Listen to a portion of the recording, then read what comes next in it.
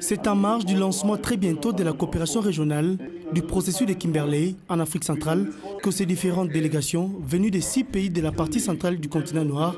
y compris les partenaires de l'industrie du diamant, participent à cet atelier de haut niveau sur le contour lié à la problématique de la certification des diamants d'origine illicite. Le président de la République exhorte vivement tous les acteurs interrégionaux du processus de Kimberley, notamment les présidents des groupes de travail sur la production artisanale, alluvionnaire et du monitoring, la représentante de l'industrie du diamant, les points focaux des différents pays de l'Afrique centrale, ainsi que les représentants de la société civile,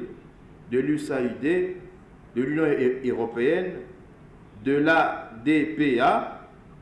qui a pour objectif d'assainir le secteur du diamant. Des efforts seront consolidés pour lutter contre la fraude, mais également de renforcer le contrôle interne afin d'éradiquer du marché légal des diamants frauduleux. C'est ici l'occasion de relever l'intérêt que présentent ces assises qui se trouvent entre une excellente opportunité de partager l'expérience vécue individuellement par les États de l'Afrique centrale afin de définir une approche régionale adéquate au regard des défis pour conformer le contrôle interne aux exigences minimales du système de certification des processus de Kimberley.